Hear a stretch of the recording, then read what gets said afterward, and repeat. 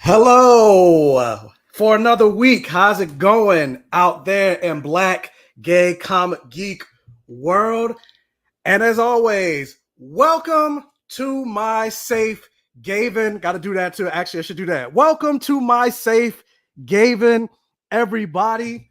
Thank you guys once again for joining me for another live here on the channel and for joining me here for another year here on the channel. If this is your first time checking me out on a live, hey, how's it going? Thank you so much for joining me. Let me introduce myself. My name is Michael. I call myself the Black Gay Comic Geek, and I always say the things that I love to talk about on my channel, just like it says on the shirt. Thank God I'm wearing pants. Blood, sex, gore, and magic, or any variation of the force. I like to talk superheroes, video games, horror movies, action movies, sci-fi movies, fantasy, animated movies, and of course I like to talk Black representation and queer representation. So if you think representation matters, you think representation equals normalization, especially after the topic of this week's episode, do me a favor, hit the subscribe button, become one of my safe Gavinaires. I'm trekking towards 75,000 subscribers, so let's continue to hit that train. And so you can help me out by not only just subscribing, but if you're watching live, if you're watching on the replay, do me a favor, hit the like button. That'll tell YouTube that this video is worth getting out there to recommend it to other people. If you're watching live, you hit the like button and it'll get more people in on the live. More people could come look at this ugly face that I got right here and then come join me and join my safe Gavin, become members of the channel, checking out the other videos. But anyway, guys, if you could not tell from the title of this episode, we are here to talk about The Last of Us episode 3. And they said, like, I heard a lot of chatter before this episode came out. They said this episode was gonna be an emotional one. Well, were you guys cutting onions watching this episode? Because there was some people that had the onions out. But anyway, as you guys already know, I don't like to do these live streams alone. So we're going to introduce one of my he's basically a cousin on the channel already. Like you don't got to clean up the house when this person comes over. You ain't got to cook. You just like, nah, just get whatever's in the fridge at this point. Like, I don't know, you want to order some pizza, but he's been on the channel several times. Person I consider a very, very close friend, dear friend, family member at this point. I'd have been to his house. He'd have met my mother, all that stuff. So we basically brothers at this point. Let's bring him on. Ron from You Don't Read Comics. Hey, you ain't invite me over all year though. So what's that about? Actually, I did. You just ain't come. I told you my mother cooked, and I said you was like, I'm in on the channel, not to your actual house. Oh, on the channel. I mean, ain't nothing really out right. So now you here. Actually, I invited you. I asked you to come on for the first episode. You like, nah, that's late. I'm tired. Yeah, I'm tired. Yeah. If you don't know me, my name is Ron. Yeah, introduce yourself for everybody. I operate a website called You Don't Read Comics. I'm basically a comic book journalist, but in the spare time, I do cosplay. I do content and bug Mike. So yeah, you can check my articles on YouDon'tReadComics.com, and you can check out all my memes on You Don't Read Comics on Instagram and all the other sites. And also, guys, hit him up on Instagram and bother him in the chat. He keeps saying he's gonna start making content, making regular videos, and he's still not. I'm still waiting for this video. This guy was supposed to make regarding like a Superman video debunking Frankie. And where's the video? Where's the videos, Ron? It's 2023. I'm tired, yo. You don't think I'll be tired? I'm tired now, but I'm still going live. So you gotta make the video. You're right. But anyway, this next person, I've been wanting to meet her for so long. Oh, I see you, Jessica. Yeah, Mike's mom made some oxtail that was kind of busting. Yeah, she was. She made some oxtails. She asked Ron to come over, and he was too busy. Well, yeah, but this next person, I've been wanting to meet her for so long. I've been so intrigued and fascinated by her cosplay extraordinaire. I keep trying to get her to make me an outfit, but she being real bougie. She said she don't do commissions. Yeah, she talking about I don't do commissions. I'm like, okay, I'm not just any regular person. Like, It's not like I'm just some random nigga asking, asking you to make me an outfit. I'm Black Gay Comic Geek, like make me an outfit. But anyway, so we finally got to meet like a couple months ago. I think the first time was at the Black Adam premiere. I don't even remember what the first time was, but now we see each other all the time. So you really just met her? Yeah, like in person. Because remember when you interview her on your podcast, she was like, I want to meet Mike. And she did say that, yeah. So like, I never got to meet her. And then now we see each other all the time. But this is her first time on the Black Gay Comic Geek channel. I'm popping the Black Gay Comic Geek cherry right now. Yeah, just met a few months ago. So, apropos to this episode, popping her strawberry here on the Black Gay Comic Geek channel. Let's welcome Vanta. Hi, everyone. That's a great introduction. Thank you. Hi, I'm Vanta. So yeah, introduce yourself to everybody. My Instagram is Vanta Creates, also on Twitter. If you are curious about doing DIY projects, making your own cosplays, doing your own food, makeup, prosthetics, all that cool stuff, hit me up. I'm your girl. I love showing people how to do it step by step, so it's easy for you to do it. This was a hilarious intro because I met you a couple of months ago and I'm like, oh, he's cool. This is my buddy. This is fine. And you telling me you want a commission. Bro, listen. I don't want to make commissions that aren't like, especially if it's somebody I care about, like it has to be perfect. So I'm a perfectionist. I can't make something for you and it not be amazing. So that's why I'm like, no, I don't want to make commissions because what if I mess up? But it's from you though, so of course it's gonna be amazing. Like guys, look at her. Go to her Instagram. Look at her cosplays. Like her cosplays are fire. She did one for Fantastic Frankie though. Yeah, exactly. You did one for Frankie though. She did one for Fantastic Frankie though. Did I tell y'all that story? Damn, that's homophobic. That's homophobic. Wow. As a half homo, no. But the one for Frankie I made in a day because I forgot. Like I straight up forgot that she asked me to do it. So and it was fire. And so look at that. And I'm giving you plenty of time to make my outfit. But anyway, manifestation. Let me make you something cool. But yeah, you got a fan because my friend Jessica, she loves DIY stuff. So she said I've been watching you. I'm hype. Oh, so thank you. Look at that. You got a fan. And look, got somebody. Al, my first time on, not the Al we know, but yeah. I was about to say Al. Yeah, no, my first time on here. So yeah, welcome to my safe haven. So also with that, guys, we are going to be looking at the chat. Of course, this is a live stream, even though it's a conversation between the three of us. It's not just going to be us. Otherwise, we could have just did this in the privacy of our own home. So I want you in the comments telling me what you thought about this episode. Your thoughts. How'd you feel about everything? Shut up. So am I. But like, telling me how you felt about this episode. What would you rate this episode? How does this episode land 10, in terms of your first three? 10. Shut up. I'm not talking to you. I'm talking to the audience. How does this episode rate in terms of your the first three episodes, and then just this episode in general? Then also, if you want to support your boy, support the channel and all that stuff, and also if depending on how fast the chat is flying, if you want to get a question out to me or whatever, and you want to leave a super chat, it'll support. It's not something that's expected, but it'd be greatly appreciated. Support the channel and everything like that. But anyway, let's get into the stream. Let's get into the live chat. Let's get into this episode. So before we really dive deep into it, Ron and Vanta, I'm tossing it to both of y'all since I haven't had y'all on. What do y'all think? I'm gonna start with Ron first. Yeah, because I already said 10. I already said A+. But I'm not even talking about the episode. I'm not even talking about the episode. Let me finish. Shut the fuck up.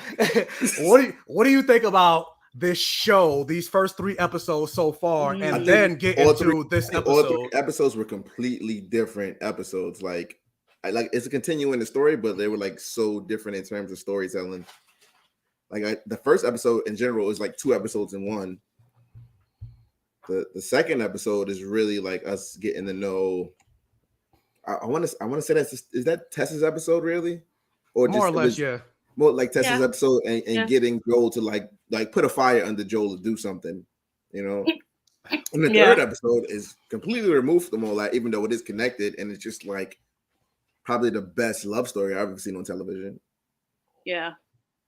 Yeah. I'm gonna toss it to you, but then I'm gonna ask the additional question because I know the answer for Ron. But have you same question, but also have you played the games? And if you haven't played the games, how do you feel any problems like following, or if you have played the games, like how does it compare, or do you find it? Because I know that one of the big criticisms of people are like, oh, well, I played the games, I'm not that surprised by all of the beats, or I'm not that interested, or I'm not that invested because I played it. So where do you fall on? So I haven't played the games. I Okay. own them, but I just never got around to playing them. I'm not a zombie person. I love horror, but I can't do zombies. I'm zombied out. No more zombies. Give me vampires. Sexy Walking Dead vampires. did to That's you? what we're here for. The Walking Dead killed vampire zombies for you? Yeah, I think it did, because I started watching it and then I'm like, I don't want to watch it anymore. But Okay, so being that you're zombied out, how do you feel about this? Oh no, I love this. I absolutely love it. The first episode, starting with, explaining how fungi has now mutated to being the cordyceps to Hold on. Let me people. reintroduce Vanta. Vanta creates PhD. She's a whole I scientist. Oh yeah, she's a scientist. Oh yeah, we got a whole scientist on here, like official tissue scientist, like legit. Not she doesn't cosplay as a scientist. She's a real scientist. So yeah, thank you, Ron. I forgot about that. Thank you. Yes. So seeing it as a scientist, I'm like, this is so cool. But I'm also like, oh, this could happen, maybe. So the first episode took me out because I was not expecting the intro to be like that. And then, you see the plane comes down and you see all these people just losing it in real time. I was hooked. I went in completely blind. I don't know really anything about the series except, there's a guy, a girl, she's a cure, and there's zombies. But seeing all that transpire, I'm like, oh, that was great. And then, Tess's episode with the clickers had me losing it. The special effects, the makeup, amazing, phenomenal. And they spent like a couple of weeks just drawing different forms of fungi. So I'm like, they put a lot of heart into it. And then this episode, I mean, I don't cry during TV shows or movies because, thug tears. Man, I was holding it in. Like it was beautiful. It was everything I wanted. Both those actors are incredible. Nick Offerman and Murray Bartlett. Murray Bartlett, yeah. Bartlett, yeah. Absolutely stunning. I love this episode. So yeah, I think I give it a 10. So Trice PMC said, I'm glad you're here, Vanta, because I hadn't ate flour or mushrooms this episode too. Yo, so, I love mushrooms. I'll eat mushrooms every day. That's what I was just about to say. So have you as a scientist, have you stopped eating mushrooms, or like you just like, nah, I'm like, if they're gonna take give me my flour, give me my bread. So it was everybody like allergic to gluten safe because they wasn't eating that stuff no way? Apparently. I mean, granted, they safe in the sense that they didn't they didn't get it regularly. Yeah, but then now they all probably got bitten dead. But yeah, that's so I would be the first to go because I love mushrooms. Yeah, because that's essentially what saved Joel. Because remember, she was supposed to make pancakes, but they didn't have any pancake mix. He didn't get the biscuits. He didn't get the birthday cake. Yeah, he forgot, and so being a forgetful dad is what ended up saving his life until his daughter ended up. Damn. So everyone with celiacs right now is thriving. Like. Yeah, everyone with celiacs or gluten or just chooses not to eat bread because they're like, oh yeah, I gotta watch my carbs, bro. But yeah, speaking of like, okay, so getting into this episode, this is actually the first episode that didn't have like the cold open that we're used to seeing, and so it opens pretty much almost a little right after what happened with episode 2. We see Joel by the river making a little monument to Tess. He's stacking the rocks, little homage, and then he's a little upset, of course, as he should be, because that was his girl. That was especially in the zombie apocalypse, like but he was hard. He like the thing is like he didn't really. I'll just jump ahead. He didn't really claim it. You know what I mean? Like they were definitely together, but he never like said it out loud. He never said it out loud, but it was still like between evident. like we saw it like in episode, what was it, episode 1, where she got in the bed with him, put her arm around. She was cooking, making him breakfast in the morning. Jasmine Sullivan. So it's a situationship, is what you're trying to say. Yeah, it's a situation. It's definitely a situation. Even when she died, like you could tell like she wanted to say more, but she didn't. Mm-hmm. So like there was definitely some like not unrequited but unsaid love between the two of them. I definitely think it was requited, but so, and now this is like the second thing that he's lost. Like he's lost his daughter, and now he's lost Tess, and so he's a little upset about that. And so you see him kind of blaming Ellie, like even in the way like they're interacting with each other, and Ellie basically just comes out and says like, look, like, y'all taking this mission to help me. Nobody forced you to do it. You're doing it for a reason. You did it for a reason. She's a Gen Z for real though. Yeah, you did it for a reason. So don't blame me. So that's what I was gonna ask. Like, what did y'all think about, like Ellie being so bold about everything? Like, do you blame her, or do you think she's right? She's absolutely right. She's right. Know what I mean? And it's funny because like he thought that she was going to say, I'm sorry for what happened to you. And she corrected him like, nah, just don't take whatever you got going on over there. Don't take it out on me because it ain't got nothing to do with me. Yeah. Vanta. Oh, you agree? Yeah, no, she's right. I mean, I'm trying to think what I would say in that situation. I think I would feel bad internally, but externally I would say, listen, you trying to save the world or what? Because we have things to do. Like, let's go. But we don't have does time she to even feel bad? Like she, and that's what I was just about to say. She grew up in a world where like death is like whatever. You know what I mean? She grew up. But I was gonna say, do you actually feel like, she said that? Yeah, she said that, and it might be true. Ultimately, it's not her fault. But do you think she actually believes that? Because remember, based on the last episode, like when Tess got bit, like she was fighting Joel. Like she's like, I'm not going. I don't want to go. Like I want to stay with like. And then also like out of the duo, Tess was the only real one that she started to really have a connection to. Yeah. But do you think Tess only made that connection because she knew she was going to die already, or did she make that connection before? Well, no, this is before. Remember, you think so? Like I think before she got bit, she was like teaching Ellie. She was like, "Look, like you're not immune from getting ripped apart. Like, so you got to listen to us." And she was like talking, or when she was having that conversation with Ellie, she was like, "So how did you get bit? What happened?" Or she was like, "You're a brave kid." So like they were actually, talking before. Like they were she was trying to make a connection with this kid. Joel is just like in the background, like if this little bitch twitch one time, I'm shooting her ass. So like. So yeah, I'm wondering, like, does she actually does she really feel bad? Yeah, and I think what we learned in this episode is like Joel is like he doesn't want to be attached. Like he lost his daughter. The way he acted about Tess, like like you said, like I said, it wasn't unrequited. They were definitely together, but he never said it out loud because he didn't want that attachment. And now it seems like he's going to be. Well, he obviously is going to be attached to Ellie, and like that makes you weak. Like somebody like Joel, like a service member, like your attachments make you weak.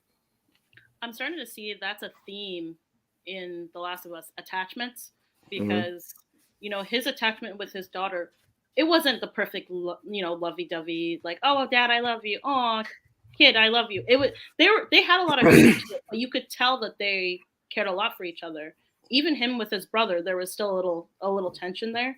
And now, as things have gone on, Joel's still very reluctant to love anyone, to have that connection with anyone.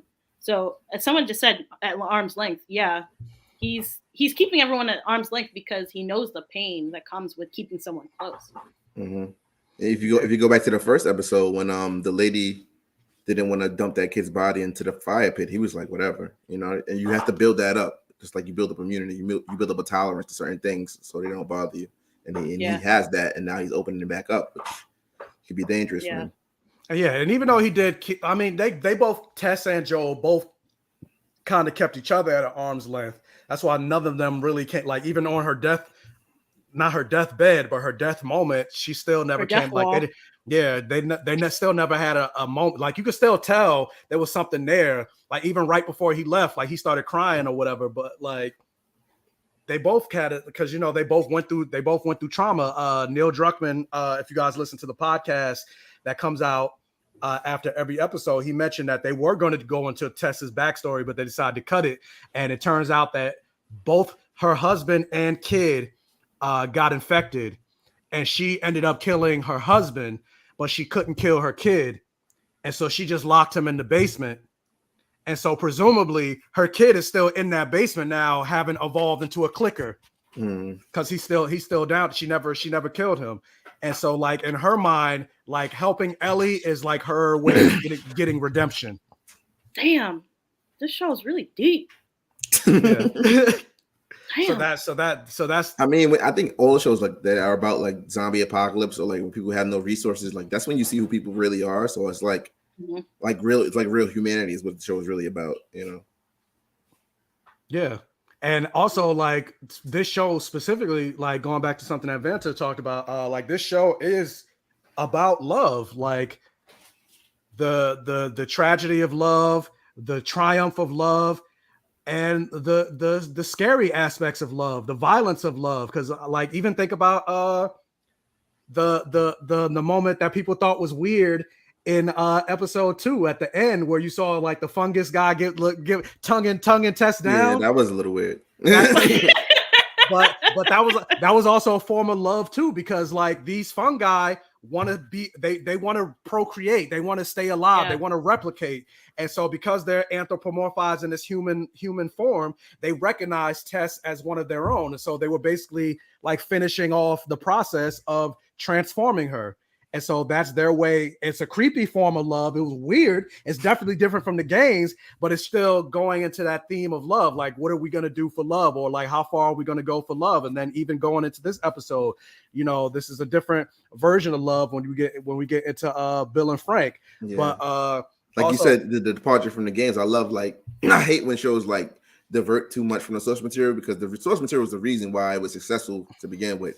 But something like The Last of Us, something like Invincible, something like The Boys, I hate to use those shows in comparison to this one, but they take the source material, use all that stuff, and then give us more. You know what I mean? Yeah. And like the way they opened up this story was crazy. So in the games, is there like mouth-to-mouth contact like that? No, that didn't happen in the game. I have a theory. So I think that's intentional, because if a fungus was to grow on a body, or fungi and viruses like to Vanta, go in the science girl. They like to go in warm, dark places. So any orifices, like your ears, your nose, and your mouth. So that probably, and your mouth is the biggest orifice you have. So it makes sense for them to, you know, do a little tongue action. Science tidbit for the day. All right, but yeah, that's orifice love. Yeah, you gotta yeah, orifice love. Orifice. You gotta get into that love. But yeah, so speaking of, before we get into Bill and Frank, talking more about the backstory and things like that, we do get more of the backstory of like the world, where Ellie's, you know, asking all these questions, like, how did all this stuff happen? How did, you know, she's being a kid basically. Like, this is her first time out in the real world or whatever. Like, she's never seen an infected. She's never, well, besides the one that bit her. But, you know, she doesn't really know anything about, you know, the world. Remember, we get to the end of this episode. It was her first time even in a car. Didn't even know what a seatbelt was. She's doing a great job acting those things out, by the way. Like, being surprised by a seatbelt. Like, she's doing a great job acting all those things out. Or even like an airplane. She's like, dude, like you went up in the sky. Like Joel is like, yeah, it was nothing, like whatever. Like, but she's like, no, that's incredible. Like, that's crazy. Like, and when you think about it from like our perspective, it's like, I'm getting on the plane. And it's like, no, when you think about it, it's like, yeah, some like the things that we take for granted, even just us streaming right now on the internet. Like, if you grow up in a world where it's like, this is not possible. And then so all of a sudden you're like, wait, what? It's like, what now? Yes, things you take for granted. So like seeing that through Ellie's eyes, it's like, oh yeah, like, yeah, she doesn't know what any of this is. And so like, yeah, what Ron talking about, again, throwing it back to you, like, being that you have played the game and all this backstory that we didn't get from the games, like, yeah, what do you think about like that whole interaction? I mean, it was dope. Like I said, she acted her ass off in that point, and it was just like, I think stuff like in a game, maybe you don't have the time to tell that, because, you know, people get bored, you know, with gameplay and stuff like that. So like, I'm not killing nobody, I'm not shooting nobody. Where's the story? Like, that could have been like a talking point. You know how the characters just talk while you're walking? That definitely could have been something in there. But I love that they added stuff like that. Yeah, that I thought was a good moment because it makes me think about my nieces and nephews who don't know what a floppy disk is. And so, because and A I'm like, floppy disk can save the world. I'm just like, why don't you know what this is? But I remember because all the shows and movies, like people used to grab a floppy disk. Yeah, like, floppy disk. Yeah, us. floppy disk. I mean, a floppy disk is what helped Angel get his soul back when Jen to put the spell on the floppy disk, and Willow found it. That's a Buffy throwback reference. But it just seeing, how fast technology has come in the show, how much everything has degraded. Because I'm looking at things and I see like the buildings are falling apart, the plane that's ambushed in the corner, even the woman and her child, you see their skulls and you see like the baby blanket, everything's so degraded in the show.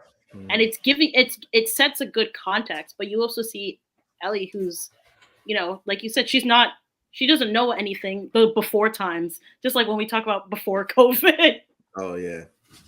The before times. Yeah, the before time. But speaking of, we didn't have the cold open for the beginning of this episode, but then we kind of get it towards the middle half of this episode, which is the main focus of this episode, the before times, where we get to see our first introduction into the character of Bill, played by Nick Offerman. Who most people know from Parks. Most people know from Parks and Rec. I've never seen Parks and Rec, so I don't know him. Have you? Why? I don't know him as Ron Swanson, as people were making that. He's the best character on the show. But he hasn't seen the show at all. Yeah, I was gonna say I've never seen the show, so I don't know. Why? He's also in Devs. If you haven't seen Devs, I would check it out. I haven't seen that. It's interesting. A lot of sci-fi. It's one series, so like one season. It's good, short and sweet. But yeah, so we see like going back to the past, like we all apparently need a little bit of Bill in us because Bill was a prepper. He was one of those, zombie apocalypse. He calls himself a survivalist. He had like his own bunker. Yeah, a bunch of guns. Like he kind of gives me the stereotypical, like he was there raiding the Capitol. if that happened, if he was still around, he definitely was, because I saw that "Don't Tread on Me" that flag. I'm like, yeah. Whoa. So I'm like, he definitely gives me those vibes. Like he would have stormed the Capitol for Trump. But then I'm like, but he gay though, so I don't know. But but he doesn't know a lot. You can tell because he's such a survivalist, he didn't know a lot about the outside world in general. He just like F the outside world. Eventually, apocalypse is coming. Like he wasn't into a whole bunch of things, But we knew like he still had like somewhat of an interaction with, because he mentions like his mother used to live there or whatever. Yeah. Like that was his mother's piano, but whatever. But either way, like what I was gonna say is like ultimately, like, and at least in this world, he was smart. He was right. All that prepping and conspiracy theorists and stuff like that, like. And then like Bill's a true OG. Not only does he have all those guns, he knows how to use it. He's an engineer, apparently. He's a mechanic. He's a gardener. He's a farmer. He knows. Yeah, he knows how to. He lives off the land. Yeah, he's basically Batman. Grid. Like he made his whole, like he got his whole, not even just a house. Like getting a house in a zombie apocalypse is crazy and securing it, but he secured an entire town, like electrical grids, and like he got torches and stuff, booby traps. Yeah, they had the stores open. You didn't need to put the stores open. He had the boutiques open. He had a boutique for what? He got his own. Home Depot, but I was like, we all need a little bit of Bill in us, especially because I'm like, with him being a gardener and stuff and building carrots and things like that. I'm like, especially with the way groceries are rising up now. I'm like, let me go. Eggs. Not even. Yeah, he had chickens. Yeah, he had them chickens, but like not even just eggs, but like buying fucking like tomatoes and shit like that. I'm like, let me grow my own tomatoes, but I don't know how to garden. Like, I'm like, that's why I'm like, we all need a little bit of Bill in us. So I'm like, I need to learn from Bill, but I like seeing like this character and more backstory from this character, because the character of Bill, we don't really know much about him in the game. And it's crazy the way you're saying that, how Bill was like so self-sufficient, so self-built. The only thing he didn't have was Frank. Like he had everything but love. Yeah. And you can, with the years going by, I'm like, damn, you're so self-sufficient, but aren't you lonely? Exactly. I would be like week number 1. I would be sad. I I'm such an extrovert. I need people around me. But the thing is, I don't think he was. At least he didn't realize he was lonely because he was always alone. Yeah, he didn't realize it. He was lonely. It's funny because he reminded me of my uncle. My uncle's like that. Like he has like a bunker set up. Like he's ready for the apocalypse. Which one? I don't know. But he's ready. And I think being so ready, it's too far. You're too ready. He was too alone and did too much. Yeah. That's why Frank comes along and like brightens his day and makes everything so much better. Yeah. This is only 3 years after Y2K, so Bill was right the whole time. Yeah, pretty much. It was 2003. And he kind of even said in the letter, like, yeah, I was happy when the world went to shit. Yeah. I didn't realize what I was missing. And it's almost like kind of something that when people that I hear, like people that have depression or they have depression for so long that when they finally get out of it, like it feels weird. Like it feels like they're still like it feels weird in some ways because it's like you've lived with this mental illness for so long that now that you don't like really have it anymore, it's like you're so used to navigating around it, like it's always there, you know. So that's kind of where he was. Like he's so used to being alone and so used to like relying on himself, like he didn't realize what he was missing until he got it. So when and I think that's also part of the reason why he was so willing to have Frank, this random guy, come into his house. Coming to his he's so lonely. His safe haven. Coming to his safe haven. Yeah, he was so lonely. He's like, listen, I'll take any. He wouldn't say it, but you could tell. Like after a while, you do need that comfort. You just break down eventually. Yeah. I mean, get a cat, something. And so so we get to see Frank show. He ends up trapped in the hole. And yells out that he's not infected, and Bill's like looking around, trying to make sure it's not like an ambush or something like that. And Frank was about to lie or whatever. And then he's like, "Look, like I'm just looking for the Boston QZ, but like I see he clearly sees this man got a whole setup or whatever." Yeah. Well, he's like, "I haven't eaten in like 2 days. Like let me get some food or whatever." So he brings him in. Bill cooks him a whole ass meal, rabbit. Vegetables, got some wine. And I think he really did that to show off. He did that to show off. This man had a hot shower, hasn't had a hot shower because this was 2007 now, I think. Hasn't had a hot shower in like four years. So like, yeah, Bill was enamored. Or not. Frank was like, oh wait, this kind of a sweet setup. Nice. And this about to go into what I said. I made this into a TikTok video where I'm like, for a home.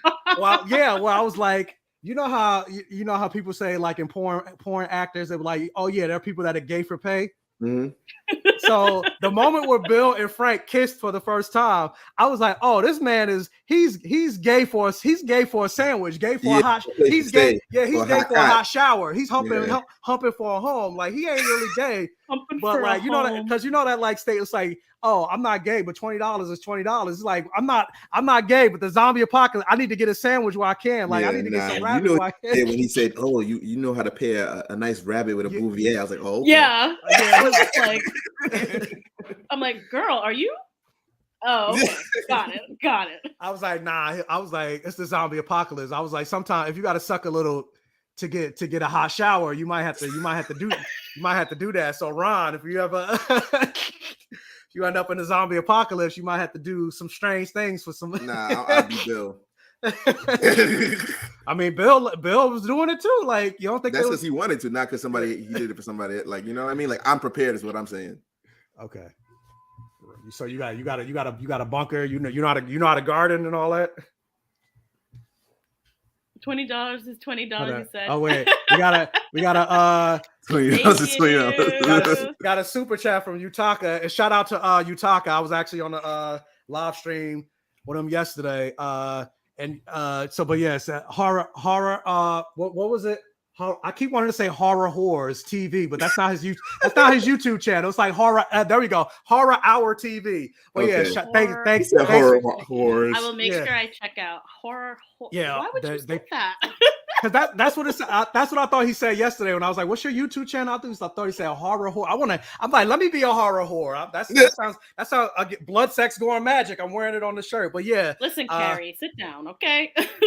But yeah, $20 is $20, as you said. You stopped me in my tracks with that. I mean, that was the first thing I thought when this whole thing happened. I was like, I mean, he's doing some strange things for some food. Like now, when Bill got, it was even before that. When Bill got on that piano, yo, like I know. I was like, oh, this is so romantic. Oh my god. Yeah. But yeah, like he was definitely flirting a little bit. And I think like, so let me ask both of y'all, like, what do you think was the moment? Cause there was a moment like when like after when Bill was playing the piano, he's playing it better. And that's another thing. The man could play the piano. Like, what can't Bill do? Like Bill could do everything. Me be a freak like that. So I'm like, so when he was playing the piano and Frank was like, I guess this was kind of him trying to confirm his suspicions when he was like, who's the girl? And he was like, there is no girl. And he was like, I know. And then that's when he went in for the kiss. I wanted to add, like, when do you think Frank figured it out? Oh, it was the food. Dang. The food? Yeah. The food. Like the food and the wine. With the movie. Yeah. I don't even know what movie it is. And I don't even know what that. I don't know what that is. Listen, I'm not a wine person. I don't know what any of that means. I was like, oh, you definitely okay. Yeah. I just know. I know Merlot, Chardonnay, and then Sauvignon Blanc, and Pinot Noir. Yeah, there we go. Yeah. Zinfandel is white. Got that. Rosé. I know that. Rosé. Yep. Know that. I know that. Oh yeah, rosé. Yeah, but Boulier or whatever. Yeah, Boulier. I don't even. I'm like, that sounds like something Hannibal Lecter would say. I know if it looks expensive, I could see the money, but that's about it. And when him playing on the piano too, I was like, oh, serenade. But yeah, I knew it was gonna happen because I know Nick Offerman sings because I've listened to his podcast with his wife. So I was just like, yes, please start singing. Oh yes, like serenade me. I'm like, well, yeah, Vanta said the food. Ron, what you said you thought it was? It was the food, but I really think the piano would like confirmed it. You know what I mean? Like the food made him suspicious when he looked through the pianos and saw like a song like that, and then he said, "Do you know how to play?" Like, you know, that was it. He was singing like he was soulfully singing, and he wasn't just like, "This how you do it, nigga." Yeah, that's how I think a heterosexual man would do it. Like, let me show you how to do this. Ah! But that's not how he did it. You know? Yeah, now Bill was that's like, how you play the piano? Da! Yeah. He's like, oh, you a musical theater gay? Like, you definitely, I definitely talked your number. But yeah, they was kiss. That first kiss. Not to derail, but remember that movie, The Other Guys? Yes. Where, Mark Wahlberg kept doing all these things, and he would just like the same way I just did it. Like he'll play the piano, he'll do ballet, and he's like, "That's how you do it." Like, you know what I mean? Do it. Yeah, that was the beardiest kiss I've ever seen. Yeah, that first kiss was the beardiest kiss. That's what I said. How do you even do that? Like, that I don't know. Like, with both guys having beards, like, how do you? Well, that be turning that turns me. You feel the scruff of each other's face, like both. Like, come on. Do it stick like Velcro? What? do I got Play-Doh on my fucking beard? Like, what do you mean? Like, you talking about do it stick together? Like, what? Who you be kissing? Like, what? It's no different. Like, if a woman got pubic hair, you go down on her. Like, does your fucking true. Like your face stick to her fucking? Sometimes. Does it stick like what? What? Oh my goodness. All right. Well, I don't know. Maybe you got food involved or something. No, it was a really tender, sweet moment. Even like the entire art. Yeah, not your beard made of Velcro. Like what? Like them falling in love. Like us seeing them have like little arguments and getting over it. When he said we need to have friends. Yo. I was he's like, which gun? Yeah, no, that was a couple. Yeah, we need to have friends. He's just sitting there with the gun at the table. Like, I don't want to like you, but I do. But even before that, we see like, you know, the kid. He's like, what? After they kiss, and they don't even know each other's name at this. They're like they kiss, and then they're like, "What's your name?" I'm like, this is like a typical grinder, like. Yeah, like a hookup, right? Yeah, just a regular hookup. Y'all met on Grindr, don't even know each other's names, but y'all already got each other's dicks in your mouth and each other's mouths. Then right before y'all about to leave, you like, wait, what's your name again? What's your name? Who are you? Are you Fred? No, I'm George. Oh, okay. I'm like, that's what that was. But like, yeah, then they introduce, they get each other's name, And then like Frank is like, I was like, oh shit. When Frank was like, go take a shower, Bill, I was like, oh shit, he about to eat that ass. That's why he's like, I thought he's close. And when he grabs the towel, I was like, whoo. Yeah, he was like, go take a shower, Bill, because I'm about to. I just had dinner. Now it's time for dessert. I was like, all right. Nah, we still keep it. This live will be monetized. It will still be monetized. Yes. Yeah, we gonna keep it a little P, but she right. You do need to tone it down because YouTube will be like, nah, we demonetize. We demonetizing this. Like, I don't know about this one, Chief. Yeah, I don't know about this one. We're gonna speak in code. But yeah, so yeah, they have the little sex scene. He pulls the towel off, and they're like, I just want to let you know, like, I'm not a whore. Mm-hmm. Like, just because I'm doing this, I don't want you to think I'm just doing it because you feeding me or whatever. But at the same time, if I'm doing this, you gonna let me stay for a couple days. Yeah. Yeah. So I'm like, so you definitely doing it because of the food. You like, nah, he's like, nah, if I suck you gonna have me, you better cook like, I mean, that's like the Jasmine Sullivan song, make me pancakes in the morning. Yeah. But we found out like this was Bill's first time. He was like, have you ever done this before? He was like, once with a girl. I was like, dang. But so even in that moment, his acting was different. Like he looked so. He was scared. He was vulnerable. Yeah, vulnerable. That's vulnerable. Vulnerable. And as somebody who's has such a wall up against it, to see him vulnerable was good. Yeah, he's definitely his Achilles is Frank entirely. Yeah, and when even jumping forward a little bit, he was like, I've never been afraid until you came into my life. That's it's like, damn. That's probably why it got me so much, is because like I think I have that wall up too, and it's like to see another man who like does all the things that I do, like shoot, hunt, and it's like seeing him so vulnerable. It's like, wow. Wow. That's in general. That's what touches me. When I see a person I consider strong, like in a vulnerable moment, and they're like open and honest, like that's touching as fuck. And it even goes to show, like even when Frank first got there, like you kind of tell, like he was like, oh yeah, Bill's pretty self-sufficient, but like even when he was like, he saw the dust on the mantle, he was still like thinking to himself, like, I still have a place here. Like I could be the one that cleans it. Or like when they had to jumping into this very next scene, where it's like we saw the tenderness of a relationship, but then we jump 3 years later, they cussing each other out or whatever. And it's because Bill wants to, or Frank wants to like decorate and all this other stuff, or make the place make the place more aesthetically pleasing. I need to change the tiles. Yeah, like as opposed to just living. He's like, I don't want to just survive. I want to live. I want to thrive. Like I want to put, make it aesthetically pleasing or whatever. So it's like Bill's head, he's like, yo, it's the apocalypse, bro. Like, what you talking about?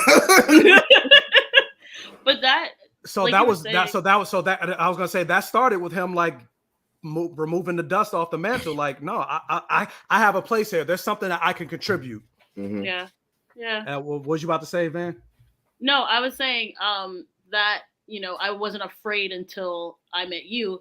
That struck a chord. I'm like, oh, you didn't need to be so loud about that, because I feel that you meet someone and you care so much about them that anything that could be a detriment to them is a threat to you, because this is your person. That's the person you care about. You want to love and protect them, and you want the world to be perfect for them. And I'm sure you feel that way with your kids too. So it's and you're in an apocalypse. So, I was just about to say, not even that, but it's not even like the normal circumstances. We're in a zombie apocalypse. So like, and then like on top of that, being gay is already a sexual minority, even in general. Now you add the fact that most of the world is dead. Yeah. So it's like, damn, like, are you ever really gonna find? Yeah. The strawberry scene had me like, don't cry, because it was sweet, and you could tell that they were excited, and it was such a pure, intimate moment. And I love intimate moments in TV that are non-sexual, because it was just tender and sweet and cute, and like their hand holding and their arm touching. It was just so like, I'm like, oh, this gives me. They acted their asses off. Yeah, they did. And that also goes to show like a very strong difference in how they complement each other between Bill and Frank. whereas Frank is all about the survival and the practicality of things. But Frank is also about the beauty of living life and living life, because when you think about even just like the subtlety of the strawberry thing and what that represents is like, yeah, strawberries are fruit, but at the same time, we don't need you don't need a strawberry to survive or whatever. No, but eating strawberries, it's about living. It's about, the sweetness of a strawberry and, and just having fruit, but it's not like really adding, like, it's not as necessary. It's not a need. It's not a need. And it's trading a gun. But to Frank, strawberry. You're trading a gun, which is a need in this world. For strawberries. So it's like, it does show the difference. And I like Bill's reaction when he's kind of like, what gun? Which one? A little one. Even him taking him on the jog, I thought that was like, helpful. Like, like him taking him for a jog, like that was like him keeping him healthy. You know what I mean? Like he was taking care of him, in his own way. They were taking care of each other and their distinct ways of taking care of each other. Speaking of taking care of each other, part of that was now we get to see with Frank talking about, I want friends. And I'm thinking like, and even kind of with Bill, he's like, we in a zombie apocalypse. Like, we talking about friends? Like, who we gonna have over? Your little friends. And then how we could trust these people? But he ended up getting lucky because they met Joel and Tess. Yeah. And they're having, he was trying to have it all in the apocalypse, like social life. Yes. Good food. He's about to throw a party. Like, good food, wine.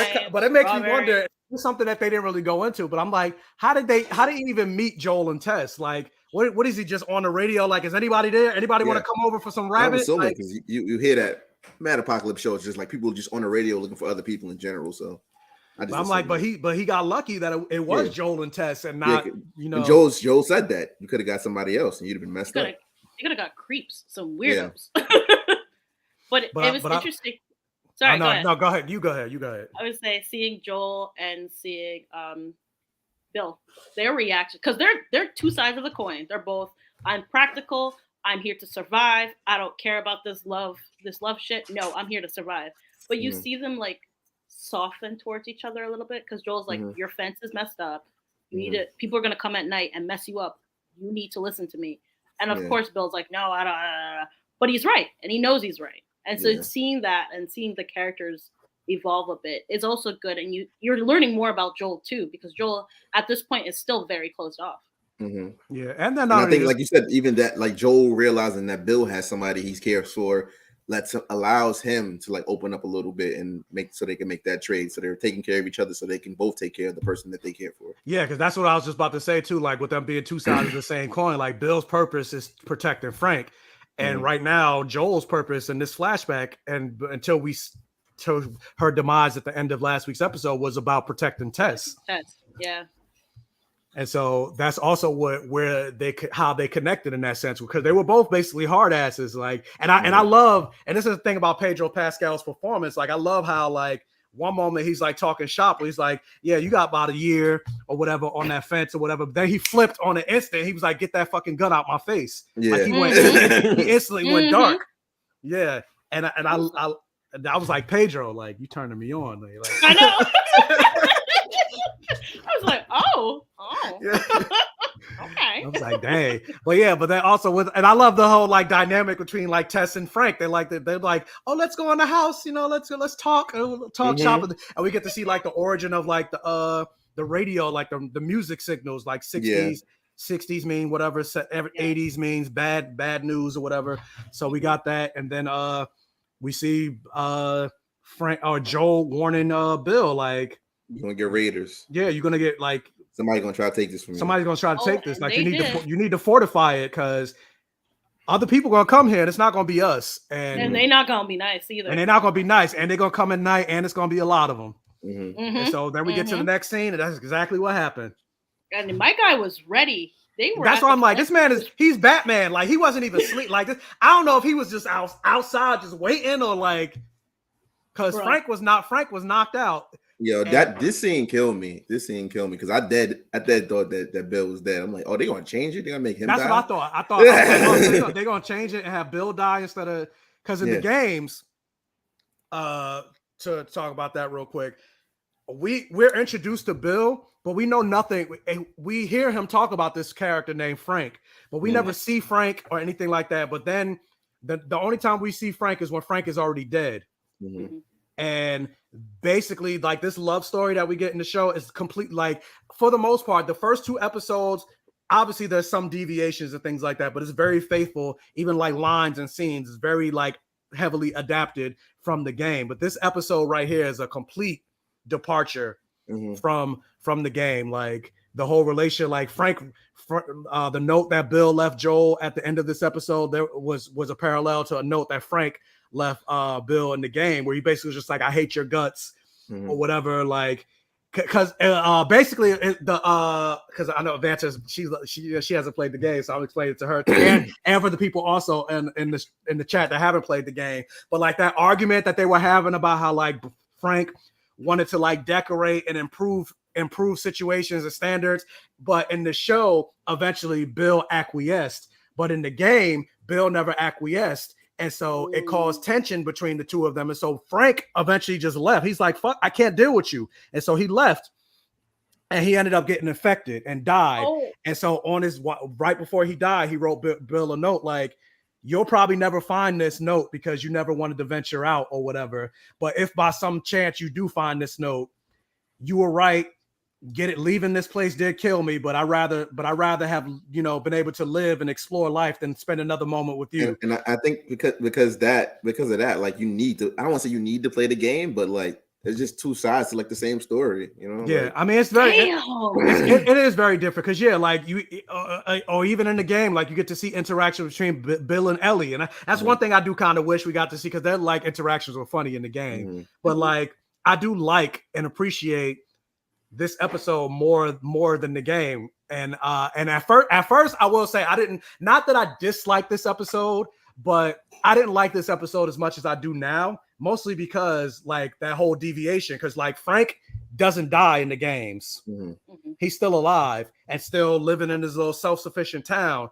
And so like when they changed the ending to have them both die, I was like, oh, why do them both of them have to die? Especially when because why would you? Because they had that love, and then why? Yeah, I get that, but I'm just thinking about the narrative of like of that town still being there. No, not that. I think about the narrative of like when it comes to like showing queer relationships, they always end up in some type of tragedy or whatever, or like one or both of them always have to die. You got it. You're the authority, but I don't think it was a tragedy. They lived that's a what long, I'm saying. happy life together. But that's why I'm saying that's why I didn't really I didn't dislike the episode, but I was just like, oh, come on. At first, so after the episode was over, I was just like, I mean, I don't know how I feel about this episode. But then after, because I've seen it 3 times now. Okay. So after the 3rd time, I was kind of like, okay, I can see it. And yeah, I don't see it as a tragedy. Like, ultimately, in this particular instance, in this zombie apocalypse, like, they won. They lived. Nobody had a life like them. Yeah, nobody had a life like them. They lived their life openly. They lived their life proudly. They lived their life unabashedly. That's the very queer thing, a very strong queer message. And they were strong queer. They lived many years together, up into old age of happiness, and they went out on their own terms. And so when I thought about it, yeah, which doesn't, especially in this world, like a zombie apocalypse, like, you never know if you're going to die from starvation, if you're going to die from getting infected, if you're going to die from a raider. It's like, no, they lived a happy old life and then they took themselves out or whatever, more or less. And so like, when I thought about it from that aspect, I was like, okay, I appreciate this episode more.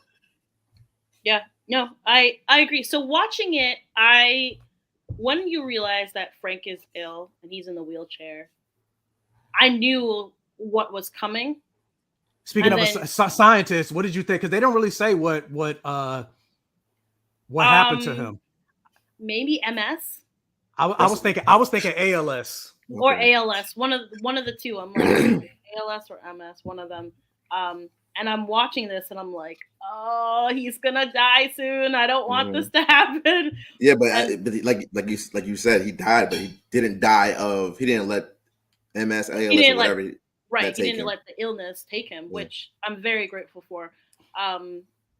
Bill saying like, yeah, no, there's pills in both of these because I'm going with. Yeah, and I knew it too because the way he crushed it up and just stirred it in, there was no hesitation. Like, He didn't Yeah. say, "Oh, I don't want to do this." He just, And that was a lot. I was like, you Yeah. don't need that whole bag. You could have had Yeah. half of that.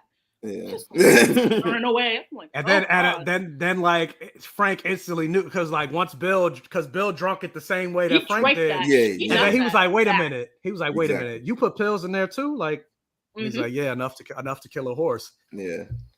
And I he's mean, like, that's your spouse. Like, you it's know, full, yeah, you they know went what full they're doing. Romeo. They went full Romeo and Juliet. Yeah. Like you know what your spouse is thinking, especially Yeah. you. It's just you two living together for 15 And that's the only love that Bill had ever known. Like that's, you know.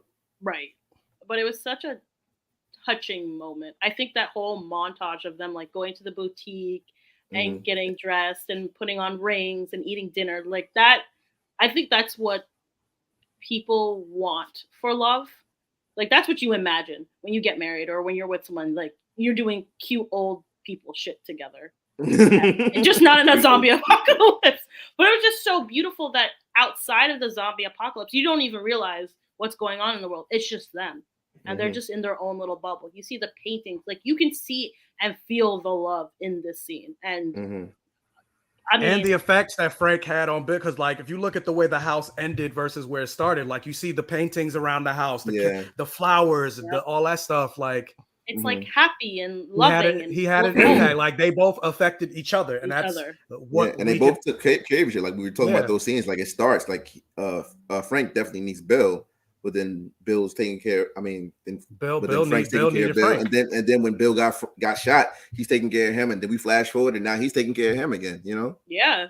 And that's all it is. And it was definitely a push and pull because, like, yeah, like you mentioned, even with that, or like even with the exercise, like, come on, you got to keep yourself in shape or whatever. And but then ultimately, with it turning out like he was the one that was more physically fit and more, you know, in shape and things like that. Only for him to end up with the maybe muscular degenerative disease or whatever he had. And then speaking of which, because like. I know with this episode, I haven't seen a lot of it, but I've seen some of it, you know, with this episode, especially being a huge departure from the game and being mostly focused on the relationship between Bill and Frank, and especially something that I forgot to mention, like it wasn't really explicitly stated. It was just lightly implied that Bill was queer in the game. Like he talks about Frank and they said, oh yeah, my partner. But they don't really come out. They don't fully come out and like make it. Did the game come out 2013? 2013, yeah.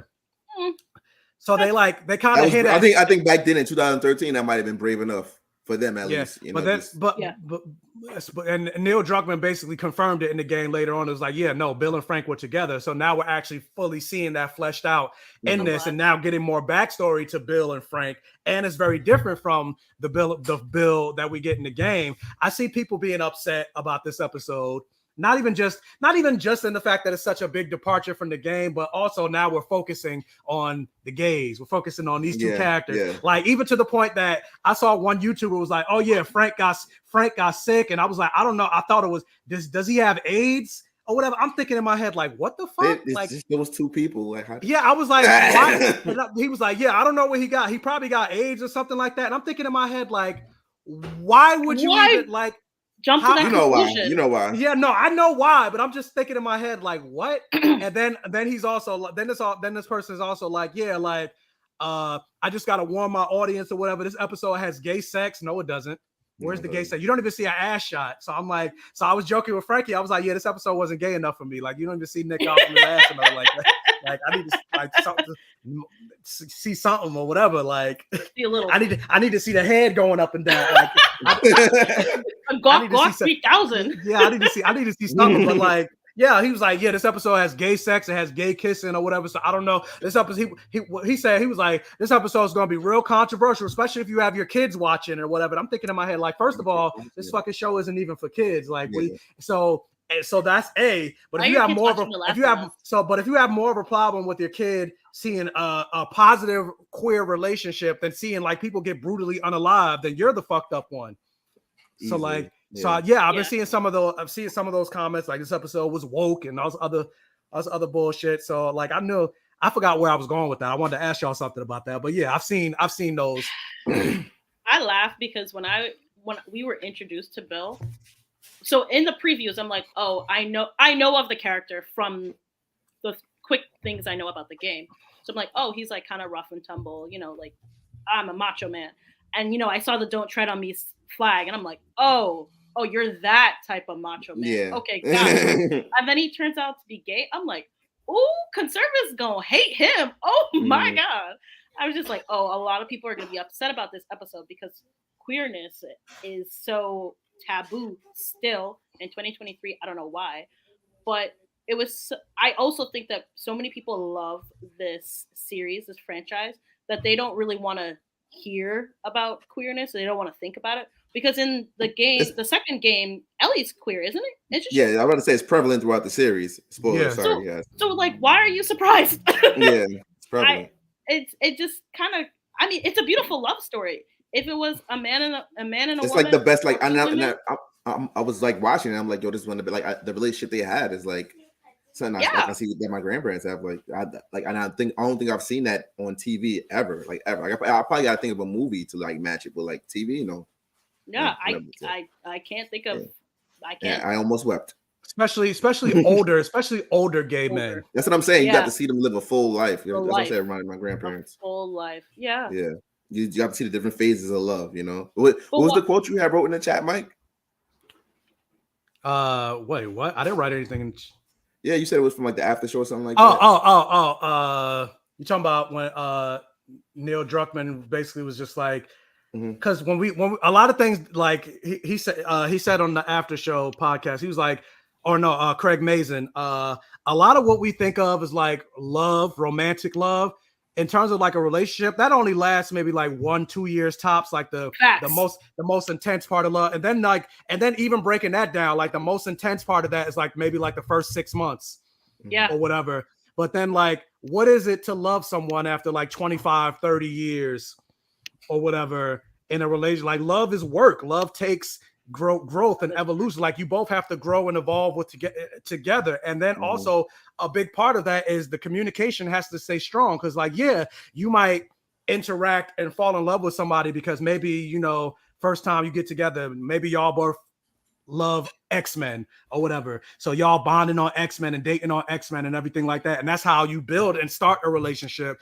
But like, that's not enough to just sustain it. Cause the way I am, like, for example, if I was dating somebody like 10 years ago, the way I was 10 years ago isn't who I am today. And so we both have to evolve and grow together and grow like this, as opposed to a lot of people, they're together, but they're growing like this. And so that's what causes a lot of the impact. And part of that is because, and this is something I talk about with my best friend Jessica, who's in the stream right now, like a large reason why relationships break up is because of a breakdown in either communication, finances, or sex. And even the sex thing, a lot of that, mostly communication is number one. Yeah.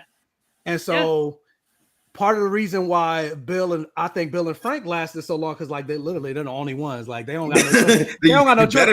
They don't got no choice. They don't got no choice but to talk to each other. Like y'all the only two people around. So like that's what helped strengthen. I think their relationship, because like they ain't had no choice but to talk to each other. Yeah. So survival mode. It's funny because in the pandemic, after we were out of lockdown, so many people got divorced. Yeah. So many people got divorced.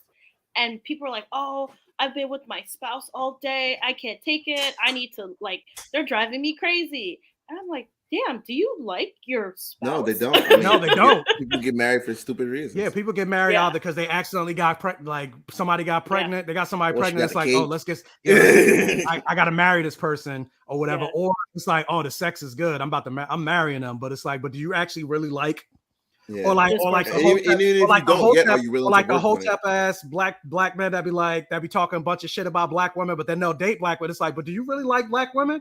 Mm-hmm. It's like, no, like, do you really? Because like the way you be talking about black women, it's like, yeah. do you actually? But it's seeing the evolutions of love. Like you said, that's how love progresses. It's not just an easy road. No, it's the bumps and curves. Like when we saw them fighting. Yeah, they're gonna have. We saw them fighting. Yeah, they're fighting. I mean, Bill was carrying Frank to the bed. Like it takes a lot of work and dedication and time to be in a relationship. That's what I'm saying. When I was watching it, when he was like doing that for him every day, like he was taking care of this man every day, like getting him dressed. You had to love somebody for that. You got. Yeah, and even with that, like when people get like a lot of times, people even like when the significant other gets sick, a lot of times other people leave the relationship. They can't deal with it because they can't deal with it. Mm-hmm. And then, but on the flip side, it's like I don't know, because I don't want to necessarily say it's your or like can you blame that person? It depends on how deep into the relationship you are. Yeah. So yeah, I don't know, but like overall, I still thought it was like this episode. It was a beautiful episode, beautiful moment. And then you get to that letter at the end where he leaves, another final motivation or final nail to help push Joel to really, because he's still not really. And that's something I forgot to mention beforehand, but I'll circle back to that. Still not really kind of here for Ellie in a certain extent. Reluctant dad. But that letter basically saying like where Bill leaves to Joel, like our purpose in life is to take care of somebody. My purpose is to take care of Frank and goddamn anybody, God fear, whatever. What something he said something. Any motherfucker that tries to get in our way. And so like I'm leaving you my guns and everything like that. Take care of Tess. And that was like a final thing of like, dang, he failed to take care of Tess. He failed to take care of his daughter. I'm not going to fail to take care of this little girl. Like she's going to be my new mission. And so that was another thing that I think is going to help push Joel and Ellie closer. And that's an improvement on the show right there too. I mean, that's improvement from the game that the show has too. Yes. Yeah. But when he grabbed that letter and said, "I'm going outside," I thought he was about to start crying. Me too. I mean, he kind of did. He kind of did though. He didn't. He held it in. But no, I like that. Like you get by yourself and have a real good cry, a good ugly cry. One of those. Yeah. One of those. Yeah. The letter had me. But Kenny, I think Bill didn't like Joel because he saw so much of himself in Joel. Yep. Of course. So like a lot of times when you see like people that are most like you are the people that you hate. So I think that's what that is true. That's some that is but like I think that's why, because he even said like I didn't really like you, but I respected you or whatever. So like that's just him being him, because like he gave this man his passcode to his gate and all those others, because he even said like when it said to whomever, but probably Joel, like nobody else could have got in here because they would have got burned up or fucked up by my traps. And then I like the laugh he put in the that was very Nick Offerman. Yeah. But I'm like, yeah, he obviously had a respect for Joel, like to the point that he wrote him that letter that he pushed him on. It was like, look, this is what we need to do. This is the type of people that we are, and I see you because you are me. And so I don't think he really did. I don't think he really disliked Joel. It's just because he saw himself in Joel. He can't tell him that I like you, because that's another wall. I can't tell you that I see myself in you when I fuck with you. That's another wall. Breaking down. I also like that in the letter he was like, don't open the bedroom door. Like that's their, That was touching. I can't think of the word, but that's there. The window because we didn't want the smell to be in the house. Yeah, and I saw some people say like, which I agree with this. If this was The Walking Dead, they would have showed the bodies. And that would have been distasteful. Yes. But in this, they didn't show the bodies. But of course, I'm a sick fuck. Blood, sex, gore, magic. I was like, show it. If it was one person and it was a couple, bro, like I was trying to figure out we fell in love with over the episode. Because I'm like, how or whatever. It was definitely some time. It was a couple of months maybe less than a couple of months, maybe like 2 months, because the plate. When the music started playing. What do you mean? When the 80s music started playing, I think they said it. Joel said it started playing when he wasn't on it for a long time. The 80s music would start playing. So whenever the 80s music started, so it probably was a week or something. Maybe because but there was already. I think it was longer. I think it was longer than a week. How long do you think it take him to get from there to there? Well, I mean, they're walking, so like probably a long time. So maybe a month, but that means they've just been traveling a month. There was dust on the table when Ellie slid the key, so I'm like, okay, so there's definitely dust around, and the bushes are all drooping and dying. The plants were dead. So I think it was probably longer than maybe a month. Maybe 2 months. Couple months. But what was I saying? Oh yeah, something we skipped. So the scene where Ellie and Joel in the little, and this is like very video game where they're like scavenging for trinkets and resources and things like that. And Oh, Joel's he's like, looking, you're not gonna find no gold in there. yeah. And Yo. looking around, you saw the Mortal Kombat game. Ellie's looking at the Mortal Kombat game. She's like, oh man, I heard about this game. And then while Joel is looking for his stuff, Ellie goes off on her own and she finds this little like trap door. And curious kid. And I'm like yelling at the TV. I'm like, what are you doing? That's Ellie? me Like, the whole time. I'm like, if you don't sit your ass down. Yeah, especially after like you're the reason that they got attacked, that fucking Tess got attacked by Clicker because you couldn't hold your gas. Curiosity. No, the guy like when they was like they could only hear. She was like, and the Clicker was like, I got you, bitch. Like, and so that's why they got. So now I'm like, you about to go off on your own again. Granted, she did drop the stone down to see because like if it was something down there, it'd probably made a noise. But like you still went down there. Like, what are you doing? Glad I was she's like, smart. And then she moved the trash can so she had a way to get back up. Because I'm still like, what are you doing? What are you doing? I know. Because in most TV shows they'd be stuck down there and be like, I don't know what to do. And then the people are gonna come at them. But her going up, I don't know. That scene was interesting because it was like she was testing fate, I guess. She just wanted to see like how far she could go, especially what do we call are they just zombies? What's their actual They just call them infected. Yeah, the infected. So her like different levels of infected too, I guess. Yeah, there's levels of infected. Cutting the skin, I was like, that was which crazy. is also is a callback to what happened with episode 2 with the mycologist, where she cut the woman's leg and you saw like the fungus underneath. Yeah. Oh God. And yeah, Kenny mentioned like she can't get infected, so she has a false sense of security. But you would think, because remember Tess mentioned like, no, you can't get infected, but you're not immune for getting torn apart. Think it's running into you. Yeah. And once they realize you can't get infected, what are they gonna do to you? And also, just because you have a false sense of security, it doesn't mean everybody else. Yourself. Yeah. So we see that like Ellie has a little psycho streak, where she was, she was a little scientist at that moment. She was experimenting on she cut it open and then she finally like stabbed. You see like almost like the darkness in her. Like she loved it. She's like, oh, I'm ready. And I'm ready that's for more. The exact opposite of Joel's actual daughter. So there's the juxtaposition there. And she keeps asking for a gun.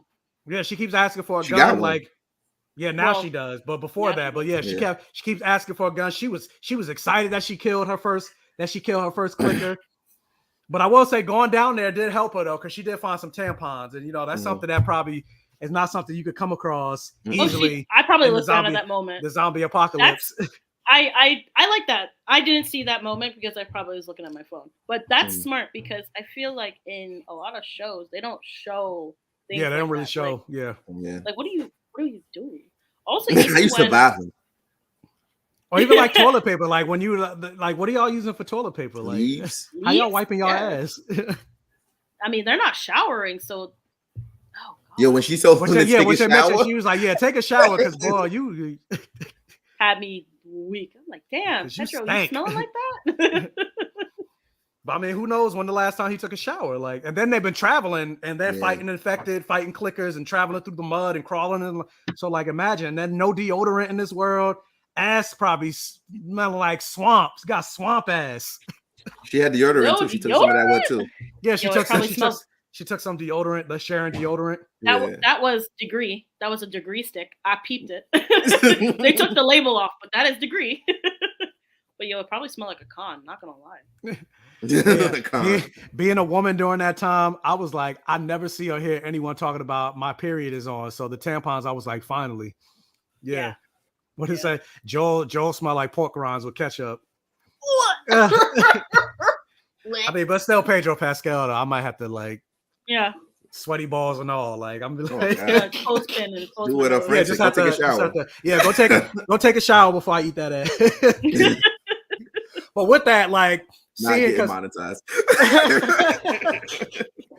But with that said, like, seeing that Ellie, her killing the infected and all this other stuff, and then going into this episode, like after she takes a shower, we get to see her in the actual like Ellie outfit that we know her in the video game, the red with the long sleeves and all that. And I think like a lot of the things that she went through in those first, even this episode with her, because Ellie is a savage in the games. Like the girl is violent.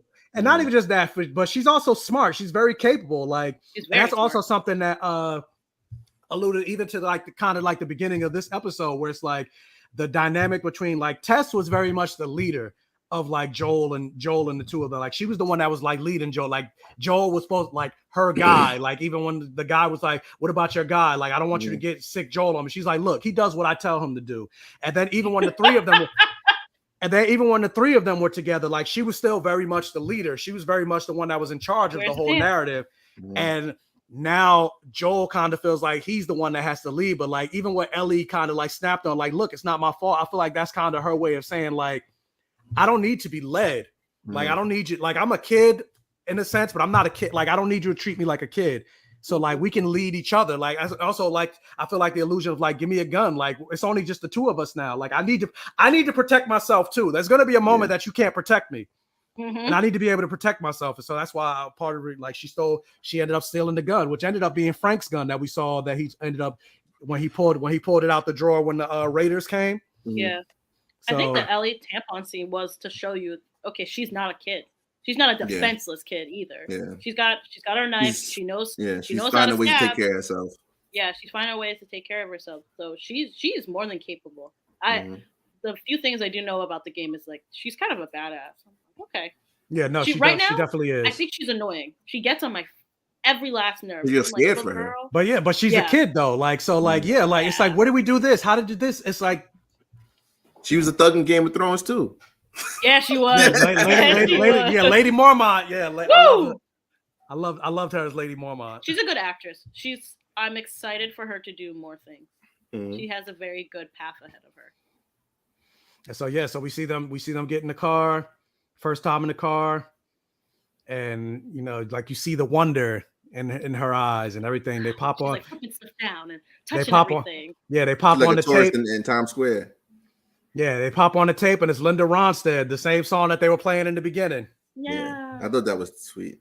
Me too. And then they're driving off and then they go and then they show the window, the window where it obviously presumed that they're in the bed, which is also another homage to the game because the game starts with showing a window. How long have you spent on playing the game? Like how many logged hours, do you know? I played it recently before the show. Before the show premiered, I went back and replayed it. So like the game is not as fresh because it's been a while since but then also I listened to the podcast, the after show. Right. So do you think that people who haven't played the game should play the game, even though there's differences? I mean, there's definitely differences. I mean, if you're not a gamer, I don't think you should all of a sudden like pick up a game and like whatever. But if you are a gamer, I definitely think you should play the game. Now, at this point, I feel like maybe wait until after the show is over now. Yeah. Because now, but there's definitely differences. No, I didn't. I didn't. Listen, Michael didn't sleep playing that game. That or part 2. I played part 2. I have not played part 2. Definitely got to play part 2. But yeah, like there's definitely difference. There's a lot of similarities, but there's definitely like all the backstory that we're getting with like the Jakarta, the Indonesia, the mycologist saying bomb, all that stuff. Like that's not stuff we got in the game. This whole backstory between Bill and Frank, that's not stuff we got in the game. The whole thing like following his daughter Sarah, that's not stuff we got in the games. Everything that like what Sarah's fate and all that stuff that ended up being the same, but like how we got there and making you care more about this character before she meets that fate. That's the stuff like there's more world building in this like this because you're not so focused on like the action and getting your character and fighting this raider and fighting that raider and collecting this and getting your upgrade and that and getting from point this to this. The show has more time to focus on character building as opposed to gameplay. And I think that's the biggest difference and strength of the show versus the game. Okay. But if you are a gamer, I definitely recommend playing the game and picking up the game. I've been thinking about it. Like I said, I own it, so I might as well, test it out and see if I like it. And part 2 is controversial. I'm not gonna say why, but I like. Now I want to know. But I like part 2. I really I enjoyed part 2. And we're speaking of, I reviewed that on my channel, so you can check it if you guys are new, because I know some people said it's my first time. It's their first time on a live stream. You want to go back and check out my review for The Last of Us Part 2. You can go back and look at that after the live stream is over. But also, with that said, we got 37 people in this live stream. Yay! Thank you so much for being here with us. If you could do me a favor and hit the like button if you haven't already, it'll help with the algorithm. And as I was, all that stuff, as I was saying, thank you, Utaka, for the super chat that I got. Woo-hoo. And what else? Oh yeah, because we're pretty much winded down anyway. But like, I was also like, when they started driving off and they went into like Bill's bunker, I was like, yo, why don't he take all those guns? Like, what are you gonna do with all those guns? You can't fit all, and you can't carry it. He got a whole truck. I'm saying he should take some, but you gonna take guns over food, over this, over that? Like, you gotta ration. Yeah. They got a whole truck. They could take everything. Take the guns, take the food, take the wine. You gotta take certain things, man. The wine. Okay, I'm done. Nah, okay, military, but I'm like, nah, especially because ammo is scarce, like, or at least take the ammo. And that's what I said too when I was watching. I was like, he don't need to take all those guns, but he should take all the ammo. That's what I said too. But I don't. I mean, because Wayne seen him do it. You don't know if he took it. Yeah, we don't know. Bullets come in a box. You don't know if he took them or not. Bullets come in a box. Nah, he would have taken it. They was taking clothes. He was taking because they had a whole outfit or whatever. Like, and then so and then also talking about Joel and Ellie, like we saw him in like more of the green, the Joel fit with the slick back hair. Woo! And then driving off, and then the end of the episode. Did you guys watch the preview for yes, next week's episode? Yeah. Okay, so any predictions, Vanta? Since you haven't played the game. No, let Ron go first, because but he played the game though. So I watched it yesterday. Now I don't remember what did I see. I know I watched it. He runs to his brother. Nah, I don't think he ran into his brother. No, not yet. Preview. Dang, they keep showing that in the other previews though, so I'm not confused. What was the preview? There was they were driving. They saw a guy in the road, looked like he was bleeding. She was like, "Oh, yes," and she's like, "Oh, we gotta help him," and he said no. And it looks like they're getting close to a town, and something happens. Like they get captured by raiders or something. I don't know. We'll see. We'll see. Episode 5, but guys, what did you say you rated this episode? 10. 10 out of 10. Me Reflection. Personally, 10. But I will say, and this isn't really my criticism, homophobic. Right. This is not fully my critique, but I can see why people would disagree with our viewpoint. I think some people would say, well, they spent too much time giving us filler. Like, it seemed it's a filler episode. It's not really progressing the story. It's world building. So I can see some people not liking that. But I loved it. I thought it was beautiful. It made me happy. This sparks joy. Also made me very sad. But I think it's a really beautiful episode. It gets a 10 out of 10 for me. Mm-hmm. Yeah, I mean, I guess I can see that, because this is the first episode where we don't really get a lot of Ellie and Joel. Yeah. But at the same time, it still progressed the plot in the sense of like Bill and Frank's end helped more with Joel's motivation and to where we perhaps see him in the next couple of episodes. Yeah. Mm-hmm. So I think the us learning about Ellie and Joel was more, you got to read between the lines. Like, Ellie finding the tampons, Joel realizing he didn't protect Tess. You got to like kind of figure those parts out. And it does progress the character and it progresses the story. It's just not an action-packed version of what we were expecting. But yeah, based on the trailer for next week's episode, I definitely feel like next week is going to be a lot of action. A lot of action. But with that said, that's pretty much it. We got to the end of the episode. So yeah, guys, in the chat, Let me know your ratings for this episode. If you're watching in a replay, let me know your ratings for this episode, predictions for next week's episode, anything like that. And that's pretty actually no, before we go, Ron, get last plug for let people know if anybody jumped in the stream where they can find you. Oh, you can find me at youdontreadcomics.com and You Don't Read Comics on Instagram. Articles, think pieces, do cosplay, more mic stuff. I'm supposed to be doing content soon. And most recently, if you do read comics, I was quoted on the House of M Omnibus. So that's really big deal. Yeah, this guy's fancy. Yeah. Very cool. Very cool. Yeah. Damn, I gotta go up after that. Yikes. Hi, I'm Vanta. Let people know where they can find you. I'm Vanta. Follow me on Instagram, Twitter, TikTok.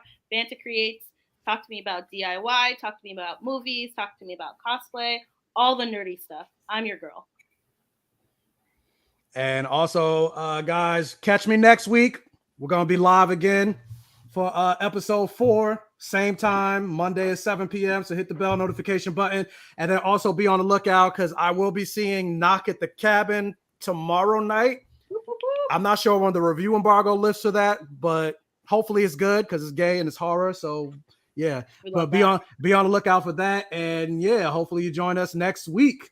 So with that, we are out. Peace. Bye.